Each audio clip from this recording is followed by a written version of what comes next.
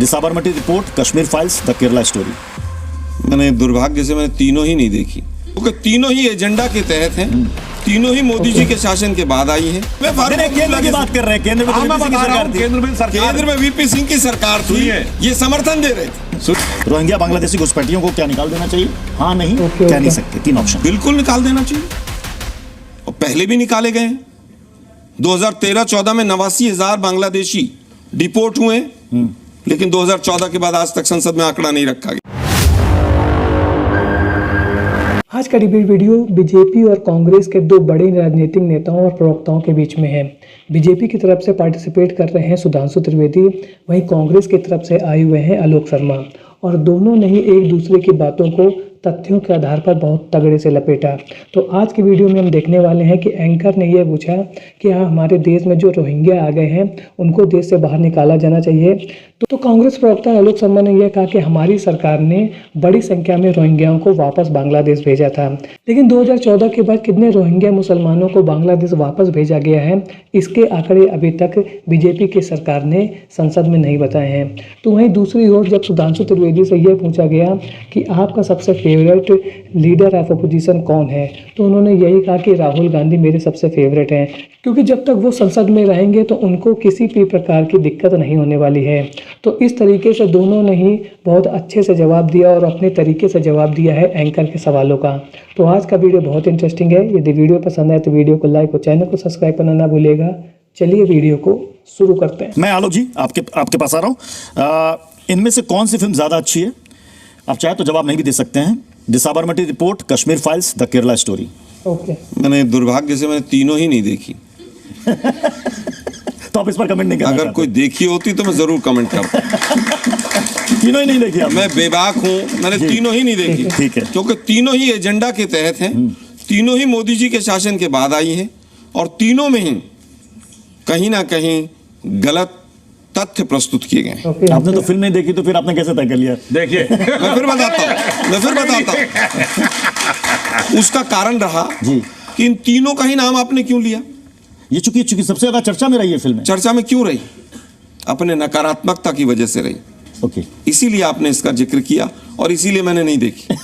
वैसे मैं एक बात बता दूं, केरल में कांग्रेस के चीफ मिनिस्टर थे ओमन चांडी, आपकी पार्टी के, फ्लोर ऑफ द हाउस पे 350 केसेस के बारे में बोल चुके थे, लव जिहाद वर्ड भी बोला था। अब आपका मुख्यमंत्री एजेंडा के तहत बात कर रहा था। अब अगला सवाल आलोक जी। 1 मिनट, नहीं, ये फिल्म मेरे मुख्यमंत्री ने नहीं बनाई थी। हाँ, मगर एजेंडा तो ये फिल्म उन्होंने बनाई, कश्मीर फाइल्स, जो सैकड़ों करोड़ रुपए कमा के चले गए और एक कश्मीरी पंडितों के लिए 1 रुपया खर्च नहीं किया। कम से कम इतना तो बोला। आपके जमाने में तो लिख दिया गया, कश्मीर हिंदुओं कश्मीर छोड़ के चले जाओ और अपनी बेटियों को छोड़ जाओ, और उसके बाद उनके जैसे लोगों को बुलाकर प्रधानमंत्री कार्यालय में रेड कारपेट वेलकम। सर, अब बिल्कुल बहुत इंपॉर्टेंट विषय है। जिस दिन ये लिखा गया उस दिन केंद्र में किसकी सरकार थी?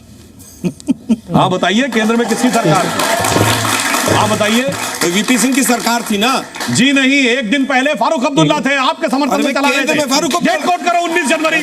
ऐसे बच के नहीं निकल सकते मेरे भाई। और मैं ये भी बताना चाहता हूं, केंद्र में फारूक अब्दुल्ला की सरकार थी नहीं वहां पर, और ये भी केंद्र में फारूक केंद्र की बात कर रहे हैं। केंद्र में केंद्र में वीपी सिंह की सरकार थी, ये समर्थन दे रहे थे। सुनिए, और इन्होंने उस मुद्दे पर समर्थन वापस नहीं लिया। सुनिए, लिया था क्या? बिल्कुल, आप सुनिए, मैं आपको बताना लिया था क्या? डेट बताइए। नहीं लिया। डेट बताइए। वीपी सिंह सरकार आई 4 दिसंबर को और 17 जनवरी को हो जा रहा है। और उससे पहले राजीव गांधी के जमाने में जस्टिस टिकरू की हत्या हो जा रही थी। इंदिरा गांधी के जमाने में बवाल हो रहा था। मतलब ऐसा कह रहे हैं जैसे सब कुछ 4 हफ्ते में हो गया। इसे जानते हैं संस्कृत में क्या कहते हैं? एक घटना होती है, कहते हैं काकताली न्याय। एक पक्षी आके एक पेड़ पे बैठा जो एकदम भरभराने वाला था, जैसे ही वो गिर गया, वो तो अंदर से खोखला हो चुका, देखो इस पक्षी के पेड़ पर से गिर गया। नहीं, रोहिंग्या बांग्लादेशी घुसपैठियों को क्या निकाल देना चाहिए? हाँ, नहीं, कह नहीं सकते। 3 ऑप्शन। बिल्कुल निकाल देना चाहिए, और पहले भी निकाले गए हैं।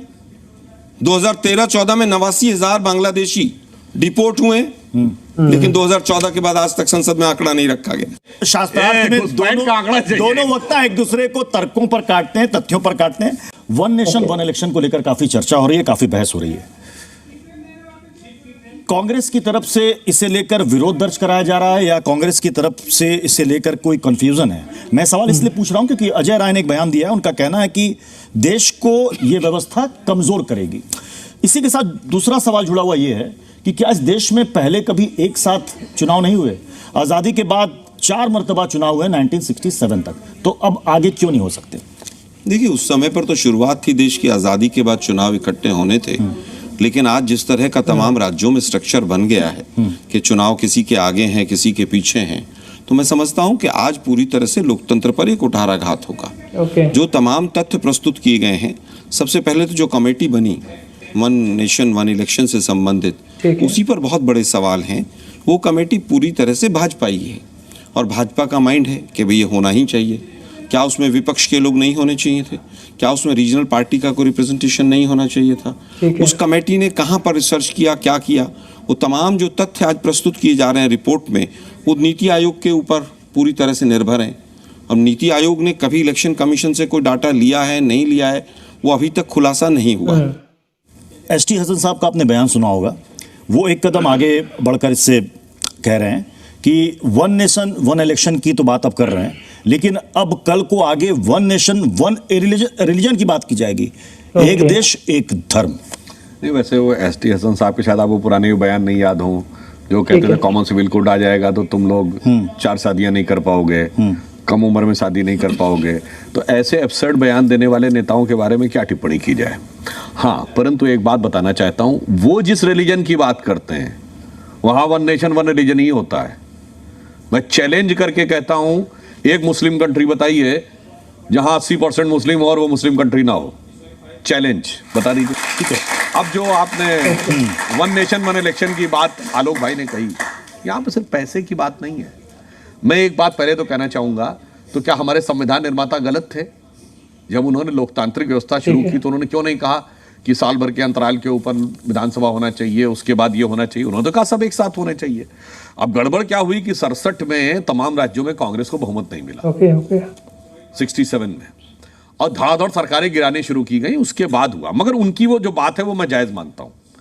देखिए, इसीलिए इस पे व्यापक विचार विमर्श की जरूरत है कि राज्यों में यदि बहुमत नहीं होगा, बीच में कोई राज्य विधानसभा भंग हो जाएगी तो क्या होगा?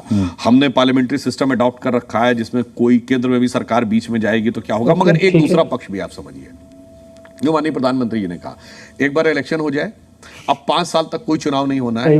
अब पूरे देश के विकास के लिए प्रधानमंत्री और सारे मुख्यमंत्री चाहे किसी भी दल के हों, एक साथ लग के काम करना चाहिए। आगे बढ़ता हूं। सबसे पहले मैं सुधांशु त्रिवेदी जी आप ही से सवाल कर रहा हूं। 2 सवाल होंगे। पहला सवाल है, इसके 3 विकल्प आपके सामने हैं। संसद में नेता विपक्ष के तौर पर आपकी पसंद क्या है? पहली पसंद, 3 ऑप्शन है, राहुल गांधी, अखिलेश यादव, ममता बनर्जी। हम तो सत्ता पक्ष वाले हैं, तो विपक्ष के नेता के बारे में हम क्यों सोचेंगे? क्यों भाई? अगर सदन चलेगा तो सत्ता पक्ष और विपक्ष, सवाल जवाब, आलोचना समालोचना से ही चलता है सदन।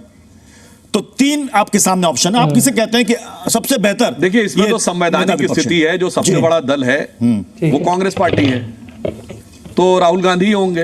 राहुल गांधी, और जी, जब तक राहुल गांधी हैं तो विपक्ष को देखने का मजा ही अलग है, और सत्ता पक्ष का रास्ता स्वतः भी साफ होता रहे। देश की एकता और अखंडता और सिक्योरिटी का तो मैटर है, वो सभी पॉलिटिकल पार्टी को सबसे ऊपर रखना चाहिए, क्योंकि हमारे देश की जो सुरक्षा है वो देश के लोगों के हाथों में है। और जब बाहरी दोस्त हमारे देश में जब बाहरी लोग हमारे देश में आना शुरू हो जाएंगे तो हमारे देश की जो सिक्योरिटी है वो कहीं ना कहीं से ब्रेक हो सकती है। तो इस मुद्दे पर आपका क्या कहना है देश की सिक्योरिटी को लेकर के? कमेंट सेक्शन में ज़रूर बताएं। मिलता हूँ ऐसे एक और नए इंटरेस्टिंग वीडियो में, तब तक के लिए थैंक्स फॉर वॉचिंग।